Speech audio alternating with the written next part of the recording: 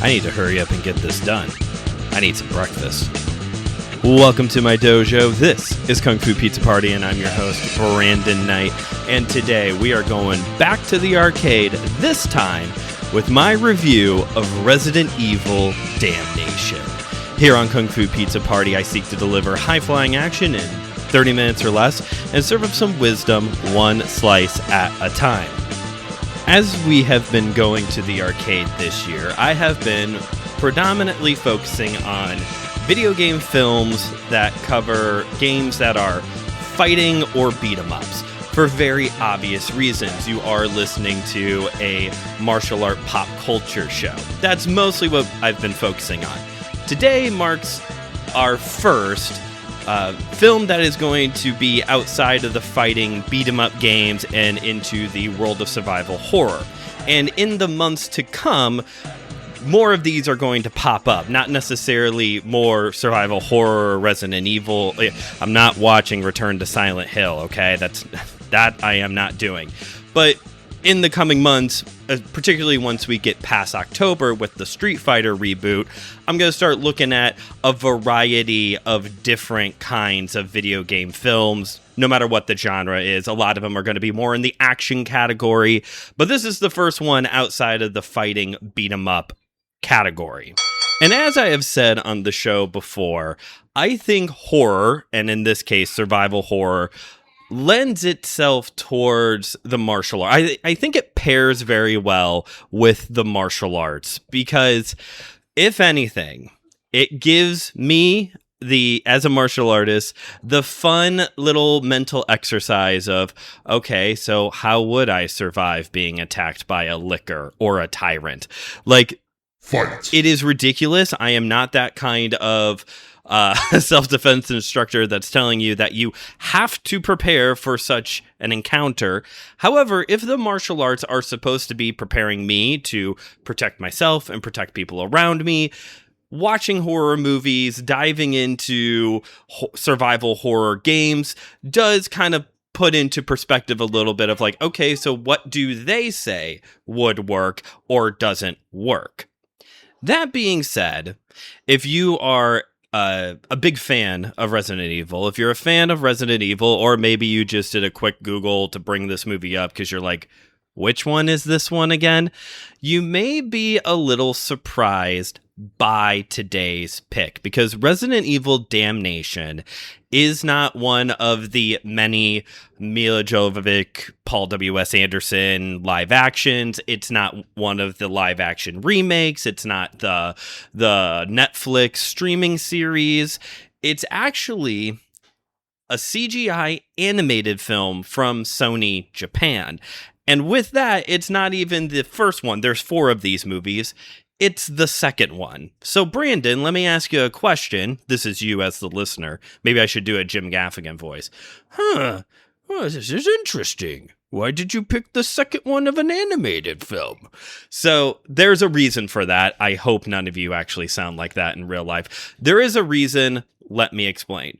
The first one being the fact that I am planning on doing the OG 2002 Resident Evil with Mila Jovovich and Michelle Rodriguez, and I can confirm that I have touched base with Pixel, and she is planning on coming back to review that movie. It is going to be saved for October as part of spooky season.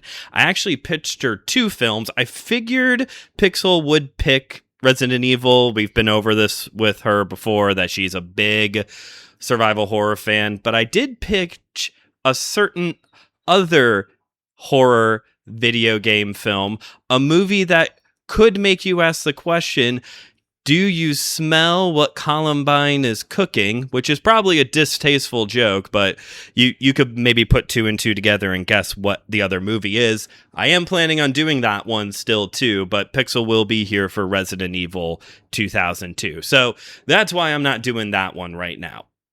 But to pick specifically the second of a series of animated films that really aren't even that connected. They're mostly like in one shots for all you comic book fans out there. They're mostly one shots. That seems like a choice, Brandon. What'd you do that for? Well, for that answer, we need to go back a few episodes. You remember when I talked about Tekken, the movie? In that episode, I talked about how throughout this series of going to the arcade, I've had to come back time and time again to this very specific question. Is insert name of movie here really that bad? Because video game films up until pretty recently, and again, Return to Silent Hill did come out this year. Up until pretty recently, for the most part, video game films haven't really been received very well at the box office. They have not reviewed very well by critics. Things get a little bit better nowadays, with some exceptions.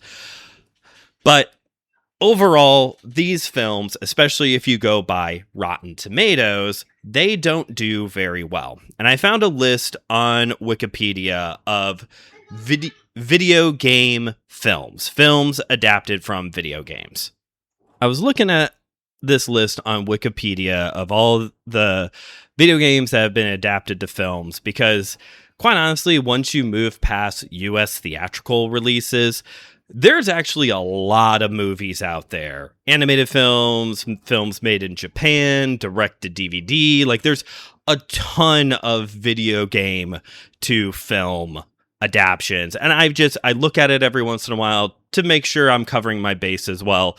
It's also how I figured out that Iron Lung from earlier this year was a video game movie. Did not know that until fairly recently.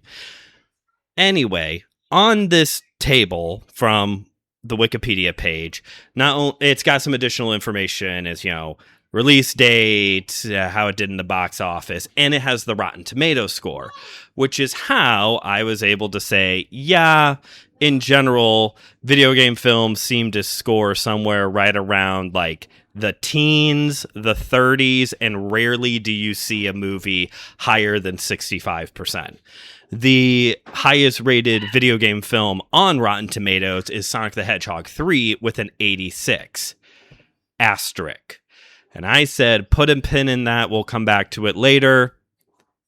And the time is now. So, as I was looking through this table on the Wikipedia page, just kind of like browsing, making sure, again, I'm not missing any important movies. I'm not, I'm also checking these scores for the episode.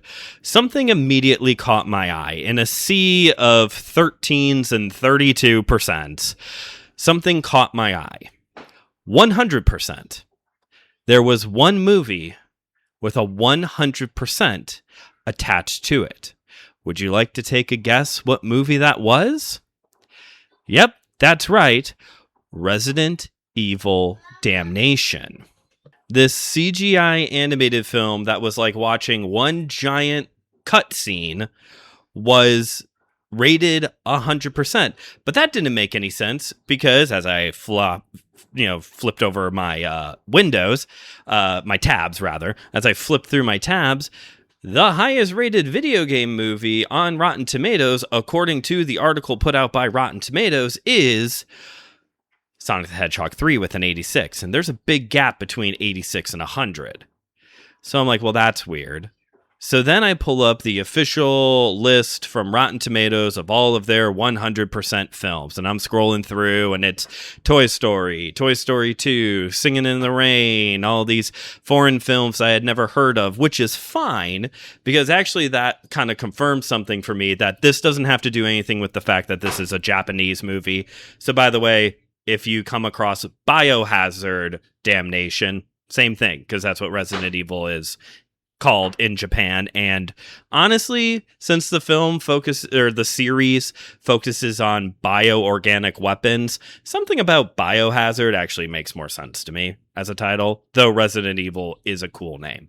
Anyway, so the top 100, the 100%ers club or whatever, like, it did confirm for me that this it didn't have anything to do with the fact that this was an animated film or a foreign movie. Those were being accepted. I want to say Spirited Away or a Studio Ghibli film was in there. So like, it didn't have anything to do with that. So then I go back to Wikipedia and I pull up a list on there that is every movie on Rotten Tomatoes with a 100%. At this point, I am the meme of the woman who looks confused while she's doing math in her head. You know that meme? I'm doing the research, and I go to 2012 when this movie came out, and it's not there.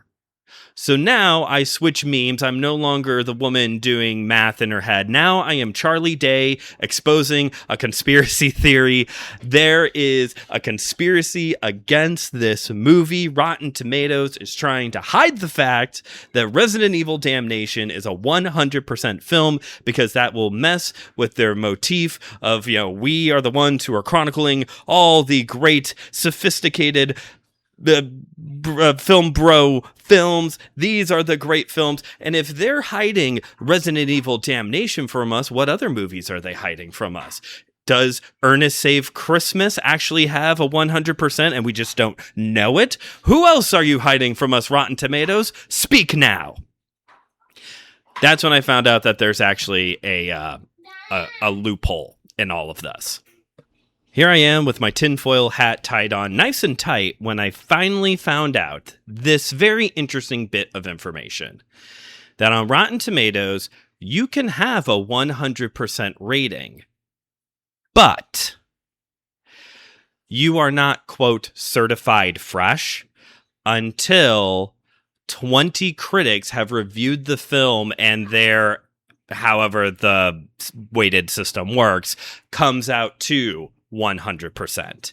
And Resident Evil Damnation only has 5 critics' reviews because 15 other cowards won't review the film to mess with everybody. Can you imagine what would happen if some random... I shouldn't say random, because this movie actually was very successful for itself in Japan and on home media here in the United States. IGN at the time called it the best Resident Evil film, and who knows, that might not have changed since 2012, but it would just so mess with the whole fancy pants film people thing if some CGI extra long cutscene from Resident Evil ended up as a 100% film. That's either gonna piss certified fresh 100% film. That would either piss off so many people, or can you imagine the film bros? Can you imagine? They take a big puff off of their vape.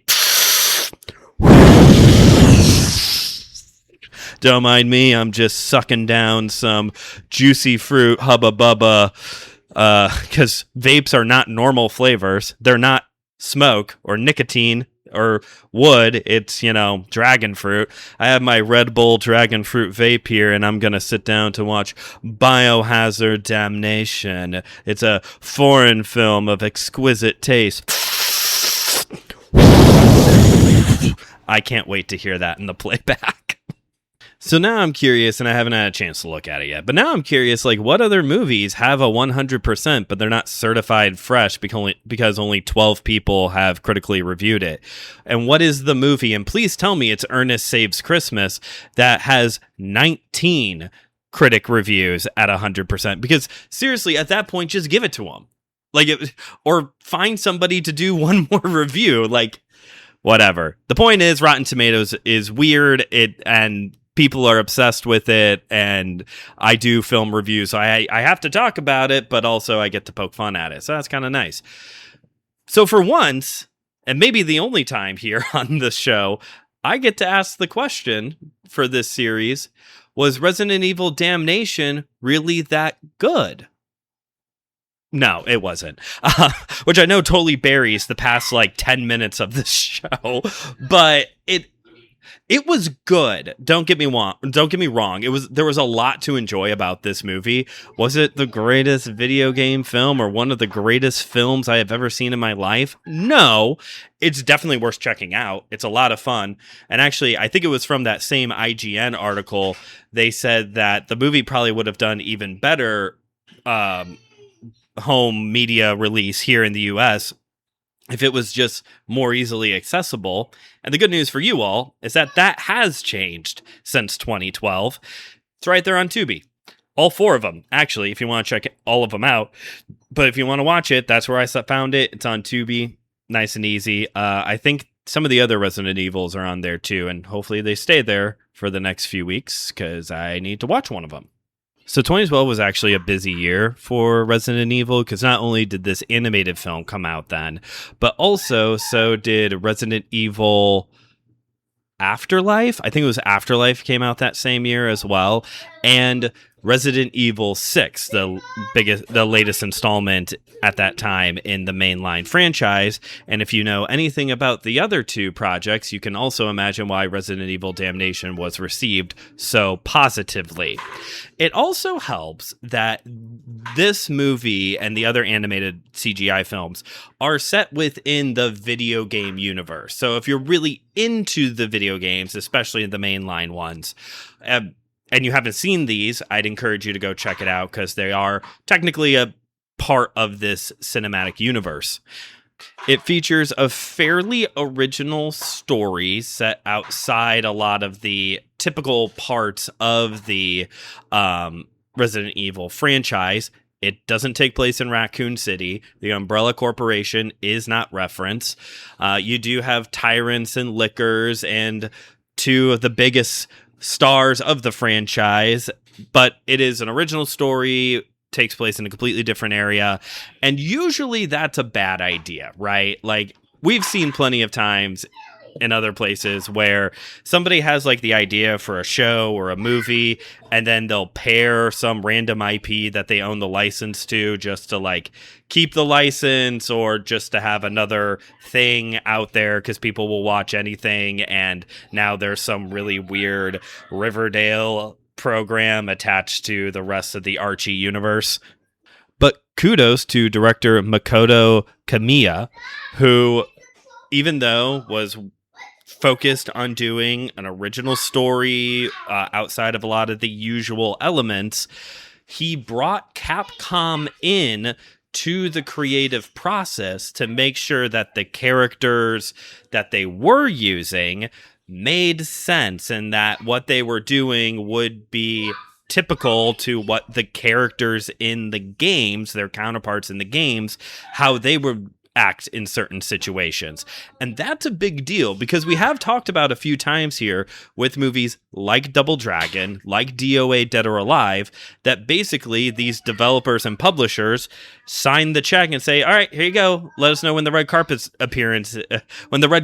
is, and they like are never brought a part of the process. Nobody ever brings them in and they never go over to be a part of the process. Here, Capcom was very involved in the film process, which is how you're able to have something that's kind of a standalone spin-off story, but still very faithful to how everything is supposed to work. And clearly, it paid off. Like I said, the movie is financially successful. It has a 100% not quite fresh, certified fresh rating. It's, IGN called it the best film at the time of the Resident Evil films, and that may still be the case. We're, a couple weeks away from the newest film, but it also could be, depending on how you feel about Paul W.S. Anderson, that also could just be not a very high bar to get over, depending on how you feel about those movies, the Alice universe. But it paid off to have Capcom be a part of the creative process. Like I said, the movie is kind of like watching an hour and 40-minute long cutscene, which is fine. I've never really been into the video game style animation for films. Unpopular opinion, I know, but I don't like the Star Wars Clone Wars animation, that CGI and super distorted, almost caricature art of a lot of the well-known characters. I don't quite care for it. I know that's the style Disney has and LucasArts has sold themselves to, but it's not for me.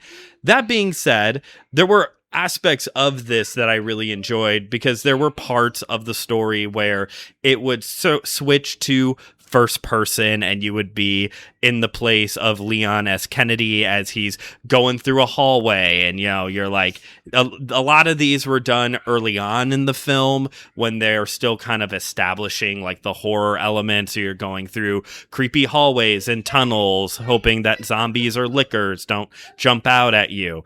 There was also some of the fight sequences, how, there would be like a tyrant. I think it was particularly once the tyrants start showing up that they would like leap out and attack somebody, Leon usually, and it would look like a quick time event. It would look like, okay, I have to hit X, triangle, circle, mash, square. It looked like one of those scenes in a video game. So if you're going to stick with that format, I actually didn't mind then having elements that were still very video gamey.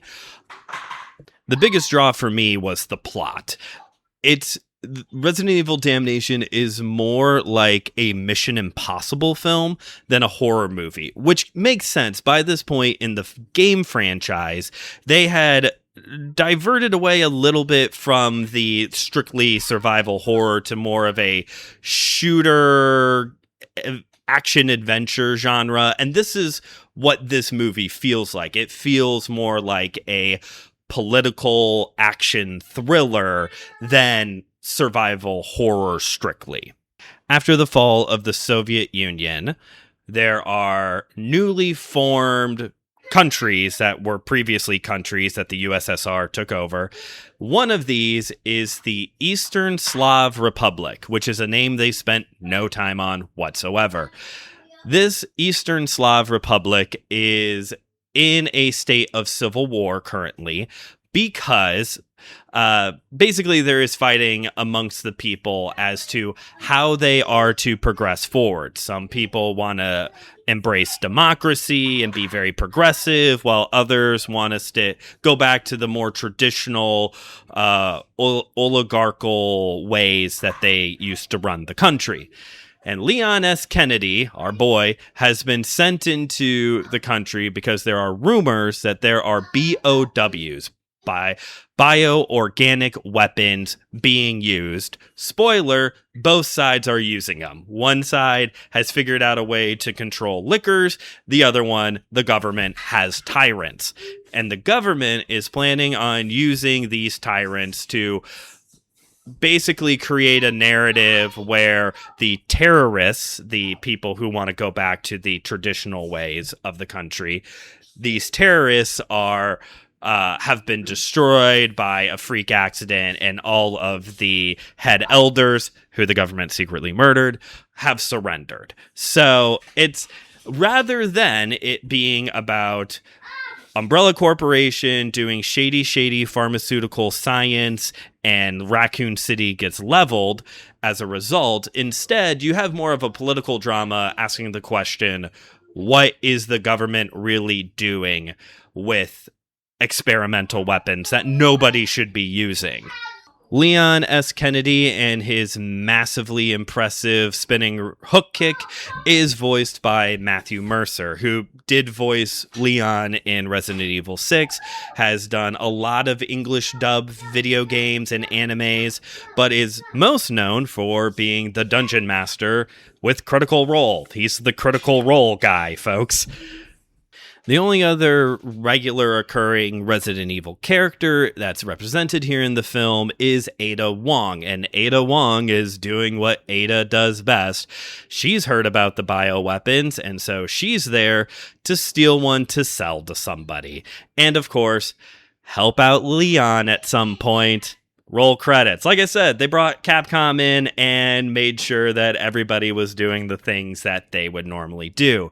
I did like the implied who her seller... she's like very much to the B-plot in this story, but you do get a little bit of like a subtle reveal at the end of who her buyer may be, and it is implied that it's not some shady terrorist organization or umbrella or anything like that, but it may actually be Interpol or the bioweapon superhero squad that Leon's a part of. Like, again, trying to convey the message of you can't necessarily trust even the, quote, good guy organizations or the, quote, good guy countries, because what would Interpol need bioweapons for?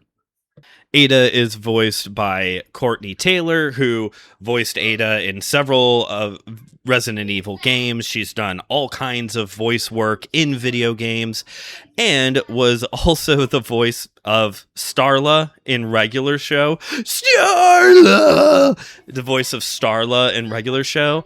And KO in OK KO Let's Be Heroes, which I've only seen like a handful of episodes of that show, but it does have the funnest name. OK KO, Let's Be Heroes. That's just fun to say. In all, Resident Evil Damnation may not actually be a 100% certified fresh movie, to be fair, but it is a lot of fun. It holds your attention. It is very much a part of the universe with how the characters are being used, and you get what you always want with Resident Evil: Leon kicking things. Oh my gosh, there's even a jump scare of Leon's boot at one point. It looks like a zombie is going to eat somebody, and then Leon's boot just comes out of nowhere and snaps it. The only other person who should be giving me jump scares with their kicks is Chuck Norris. Leon Kennedy and Chuck Norris are the same person. Would I watch Damnation again? Yeah, I think I would. I'm interested enough to try the other ones. The same director did the first animated film as part of this group, Resident Evil Degeneration, I think is what that one is. And like I said, the others are all there on Tubi, so I might get to them at some point, and maybe, yeah, if anything, that could be a spooky movie installment when future down the road here on the show. Would I buy a physical media copy of Resident Evil Damnation? I don't think so, though the poster is cool, especially the one that says Biohazard. I made fun of pretentious people earlier, but the poster that has Biohazard Damnation on it is kind of cool looking. By the way, one of the games is called Resident Evil Biohazard. In Japan, is that one called Biohazard, or is it like Biohazard Resident Evil? I don't know. Somebody answer that question for me, please. Thanks for listening to today's episode. If you haven't yet already, please rate and review this show wherever you get your podcasts. Pass this episode along to a friend, and make sure you check out the other great shows here on the Anazao Ministries podcast network, like Systematic Geekology, Friday Night Frights, and my sister show, My Seminary Life, where I've been talking about AI. I'm going to be talking about AI, and it's not happy about AI. You can follow the show on Instagram at KungFuPizzaPrty, on Letterboxd, KungFuPizzaPrty, where you get a review of the movie before the episode comes out, and follow my YouTube channel, Studio 219, a place for faith and pop culture. This has been Kung Fu Pizza Party, where I have delivered high-flying, bio-organic pizza in 30 minutes or less. Oh, that would be creepy. Monster pizza, zombie monster pizza, and serving up some wisdom one slice at a time.